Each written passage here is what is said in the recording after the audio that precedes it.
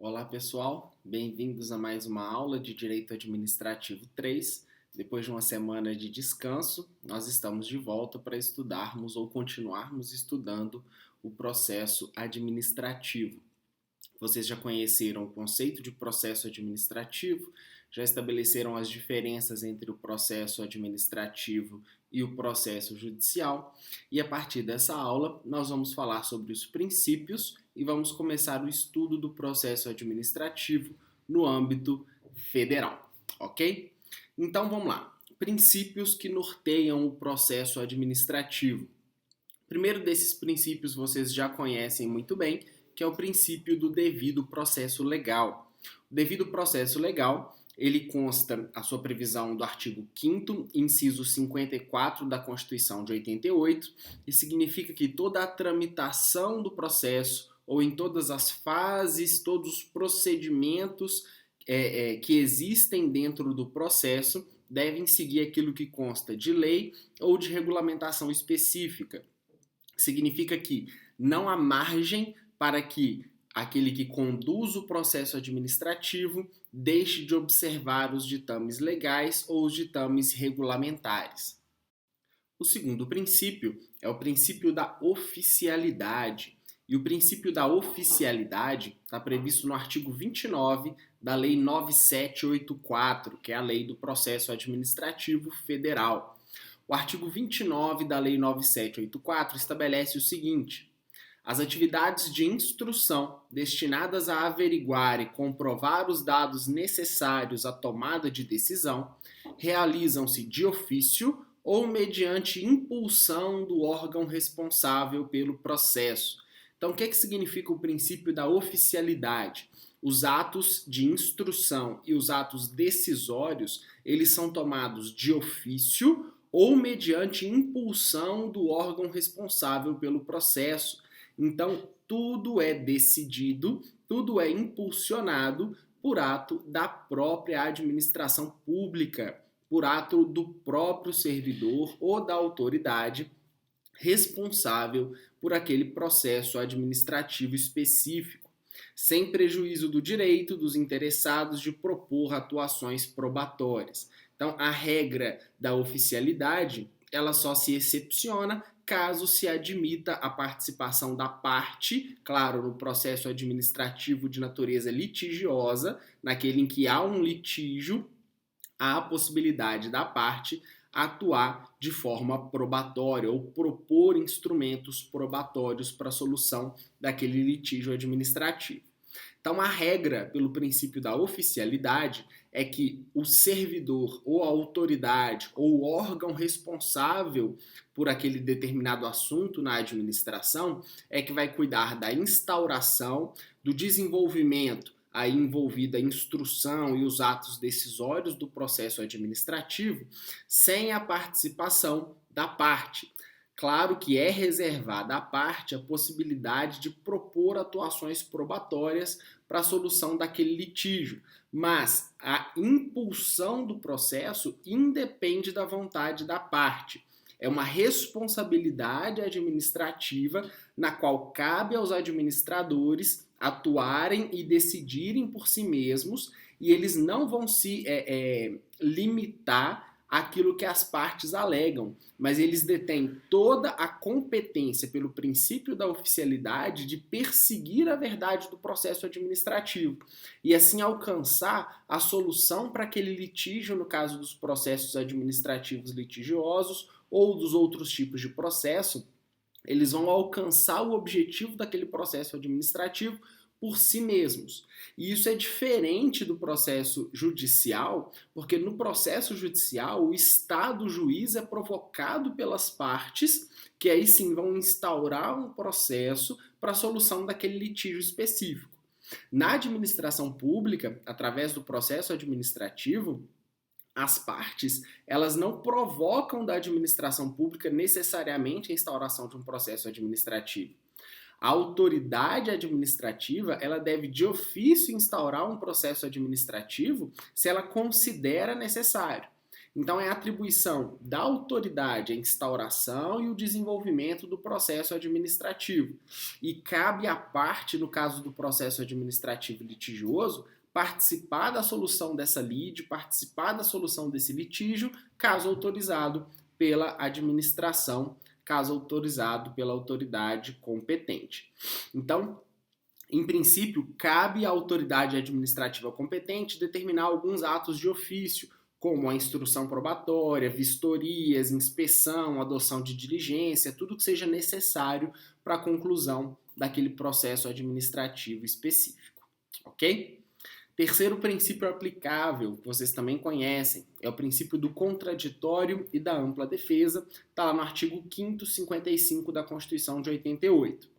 Aos litigantes em processo judicial ou administrativo, então vejam que o contraditório e a ampla defesa é princípio expresso da Constituição no caso do processo administrativo, e aos acusados em geral são assegurados o contraditório e a ampla defesa com os meios e recursos a ela inerentes.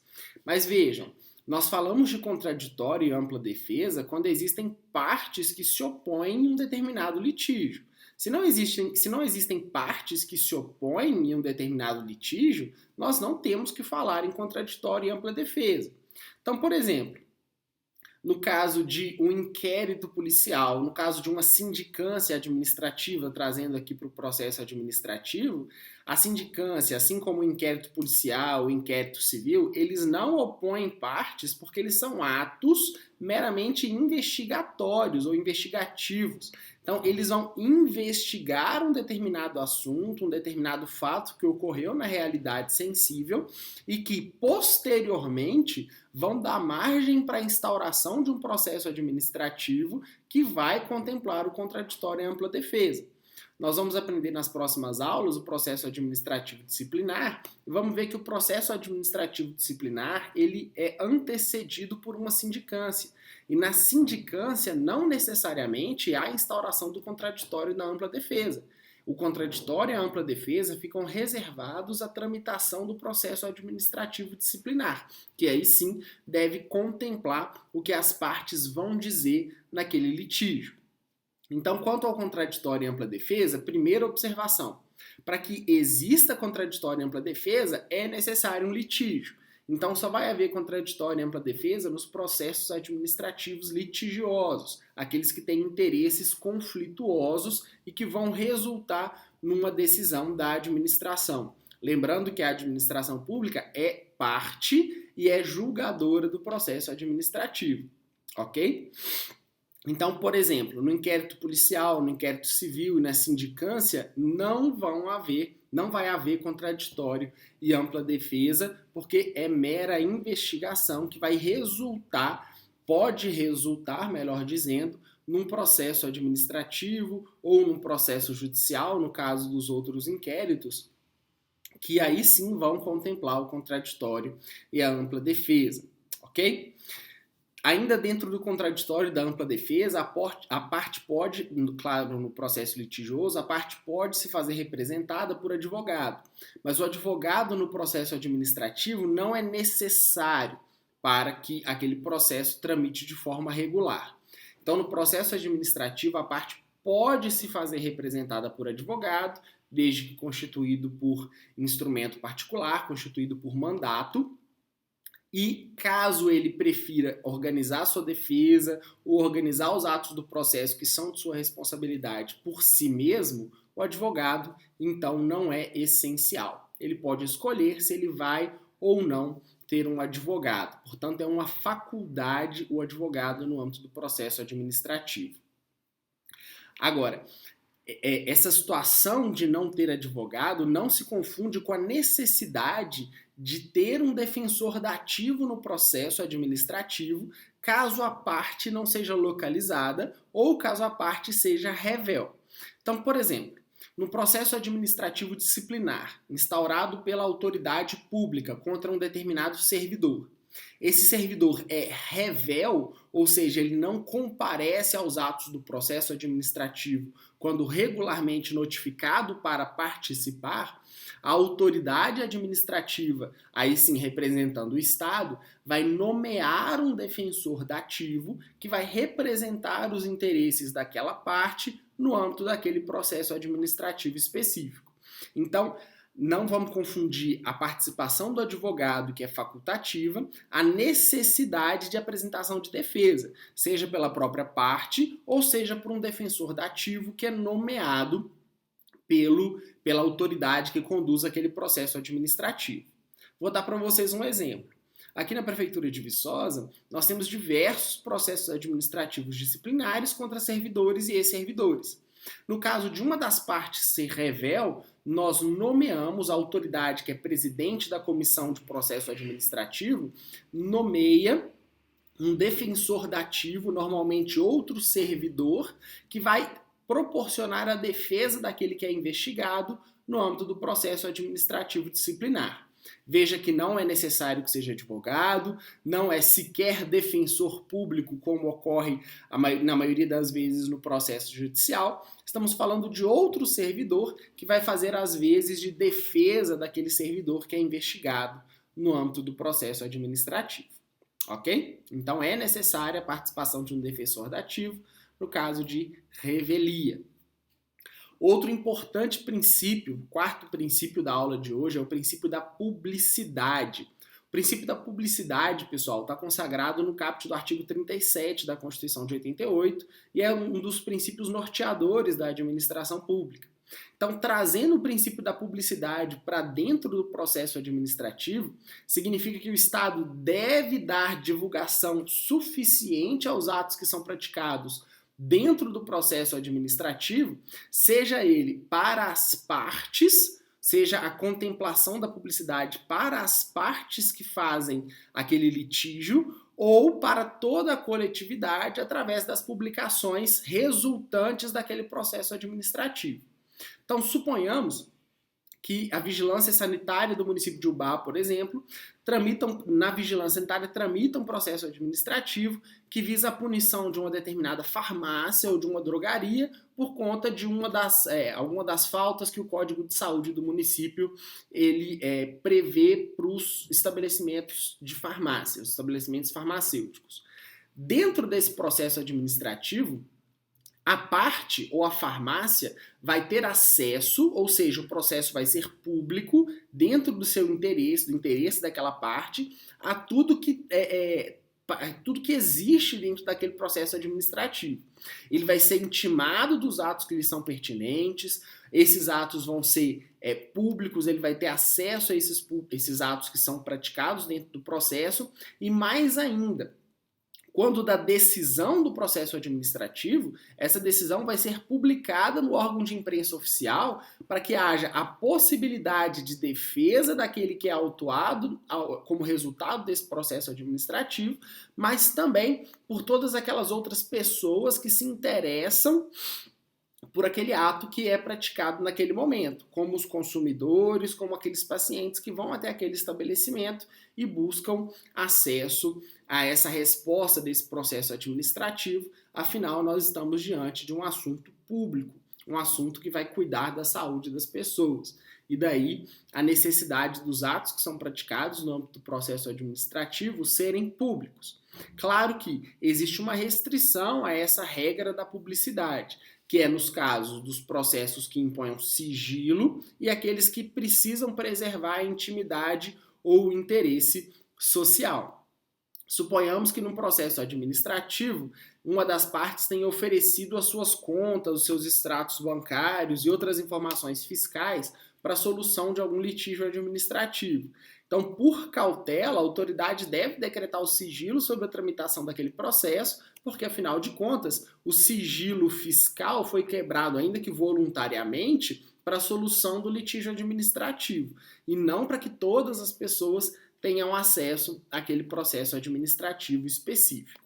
Ok? Quinto princípio é o princípio do informalismo procedimental. Pessoal, o processo administrativo não é igual ao processo judicial que tem informalismo exacerbado. O processo administrativo ele deve observar os princípios legais, os princípios normativos infralegais que vão nortear o processo administrativo. Então, a tramitação do processo administrativo ela não pode se dar além daquilo que a lei e que a norma prescreve. Significa que só vão ser observados os procedimentos estabelecidos na lei e na norma. Então, não há necessidade de, no processo administrativo, haver um rigor tão grande na tramitação como ocorre no processo judicial, ok? E sexto princípio, princípio da verdade material.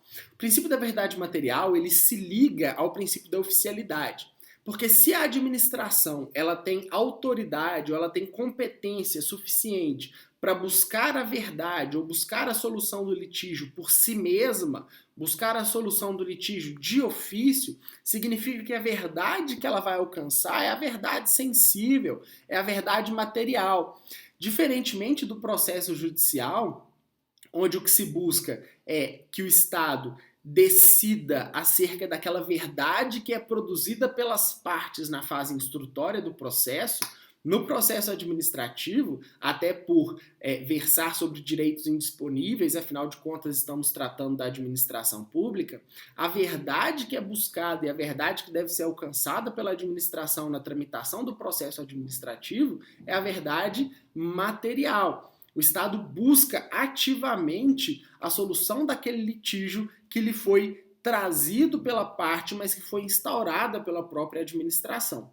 Então, como pelo princípio da oficialidade, a administração cuida pessoalmente da tramitação, da instrução daquele determinado processo administrativo, a verdade que vai ser alcançada é a verdade material, é aquela verdade real, como alguns doutrinadores escrevem. Mas aqui eu abro um parênteses. O que se discute modernamente no direito é que não existe essa de verdade formal e de verdade material, isso sendo relegado às doutrinas um pouco mais antigas que fazem essa distinção. O que se busca é a verdade, sem importar se ela é material ou se ela é formal. É a verdade que foi alcançada pela tramitação do feito.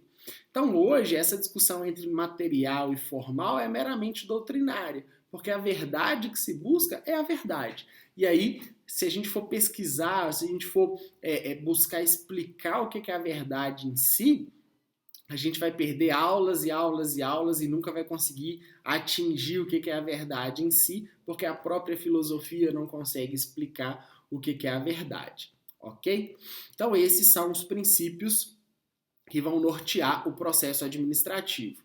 Antes da gente encerrar, só uma última observação. Não é admitida no processo administrativo a prova ilícita. Ok? Agora, pessoal, nós vamos entrar no processo administrativo na esfera federal, no âmbito federal. Primeira observação quanto ao processo administrativo no âmbito federal. A Lei 9784 ela tem caráter federal e não caráter nacional. Significa que ela só se aplica no âmbito federal. Ela vai regulamentar o processo administrativo no âmbito do Poder Executivo Federal, no âmbito do Poder Judiciário e no âmbito do Poder Legislativo da União, no âmbito federal, ok? É diferente do processo administrativo nos estados e municípios, que tem prerrogativa de estabelecerem as suas próprias normas de processo administrativo. No município de Viçosa, por exemplo, nós temos a Lei 2500 de 2015, que estabelece o procedimento, os procedimentos do processo administrativo no âmbito da administração pública do município de Viçosa. Claro que muitos dos conceitos, dos princípios e das regras descendem diretamente da Lei 9784, mas em regra ela se aplica somente no âmbito federal, ok? Segunda observação. As normas da 9784, da Lei 9784, têm caráter subsidiário. Significa que ela se aplica quando não existe lei específica que vai regular aquele processo administrativo específico. Então, a 9784, por exemplo, não se aplica aos processos licitatórios, que tem lei específica. A lei 8666 ou a lei 10520, no caso do pregão. Então, são leis específicas que vão regular processos específicos. A 9784, portanto, ela tem caráter genérico e subsidiário. Ela se aplica quando não houver outra lei específica que regulamenta o determinado processo administrativo. Ok? E aí, pessoal, vamos ler juntos alguns trechos do artigo 2º da Lei 9784 de 99, que estabelece alguns critérios que devem nortear o processo administrativo, além dos princípios que nós já estudamos. Vamos ler então o artigo 2º da Lei 9784 de 99. A administração pública obedecerá, dentre outros, aos princípios da legalidade, finalidade, motivação, razoabilidade, proporcionalidade, moralidade, ampla defesa, contraditório, segurança jurídica, interesse público e eficiência. Então, o conceito de todos esses princípios vocês já conhecem do administrativo 1 e 2. Quando a gente fala de motivação, por exemplo, vocês têm que lembrar lá de atos administrativos que vocês já estudaram em direito administrativo 1 ou 2, não me lembro, e vão entender o que essa motivação significa dentro do processo administrativo, de acordo com os critérios que nós vamos ler agora. Então, nos processos administrativos, serão observados, entre outros, os critérios de, inciso 1, atuação conforme a lei e o direito. Significa que o processo administrativo não pode se afastar do que as normas de direito impõem ao processo administrativo. Então, o princípio da legalidade, ele está intimamente ligado ao processo administrativo. Inciso 2. Atendimento a fins de interesse geral, vedada a renúncia total ou parcial de poderes ou competências, salvo autorização em lei. Então, aquela autoridade responsável por aquele processo administrativo, pela apuração naquele processo administrativo, não pode abrir mão de conduzir o processo, senão por autorização legal. Vamos pular lá para o inciso 5. Divulgação oficial dos atos administrativos, ressalvadas as hipóteses de sigilo previstas na Constituição. É a contemplação do princípio da publicidade que nós acabamos de estudar. Inciso 7. Indicação dos pressupostos de fato e de direito que determinarem a decisão no âmbito do processo administrativo. Então aí vem o princípio da motivação. Toda decisão no processo administrativo deve ser motivado. E aí vocês vão se lembrar lá dos atos administrativos que exigem motivação. Inciso 8. Observância das formalidades essenciais à garantia dos direitos dos administrados. Então, a formalidade, ela não é absoluta. A formalidade é só aquela determinada pela lei. Os demais atos, as demais iniciativas do processo administrativo, elas vão observar a não formalidade, aquilo que não é previsto pela lei. Inciso 9. Adoção de formas simples, suficientes para propiciar adequado grau de certeza, segurança e respeito aos direitos dos administrados. Então, a forma dos atos administrativos praticados no âmbito do processo é simples. Os atos devem ser simples, garantindo o adequado grau de certeza e segurança para o administrado, aquele que vai ter a sua vida afetada pela decisão administrativa decorrente daquele processo. E aí vem no inciso 10 a garantia dos direitos à comunicação, apresentação de alegações finais, produção de provas, interposição de recursos, nos processos que possam resultar sanções e nas situações de litígio. Então, havendo processo administrativo litigioso que vai importar uma decisão administrativa sancionatória, deve ser observado o contraditório, a ampla defesa, o direito de recurso e demais atos que nós ainda vamos estudar dentro do processo administrativo. Inciso 11, muito importante. Proibição de cobrança de despesas processuais, ressalvadas as previstas em lei. Então, em regra, não há cobrança de despesa processual como há no processo judicial, exceto quando a lei ressalva a possibilidade de cobrança de custas e despesas processuais administrativas, ok? Inciso 12. Impulsão de ofício do processo administrativo sem prejuízo da atuação dos interessados. É o princípio da oficialidade. Inciso 13. interpretação da norma administrativa da forma que melhor garanta o atendimento do fim público a que se dirige, vedada a aplicação retroativa de nova interpretação. Então, a norma administrativa, a interpretação da norma administrativa, sempre vai privilegiar o interesse público. Afinal de contas, nós estamos falando da coisa pública, daquilo que pertence à coletividade. Ok? Pessoal, ficamos por aqui em mais uma aula. Nos vemos na semana que vem. Um abraço.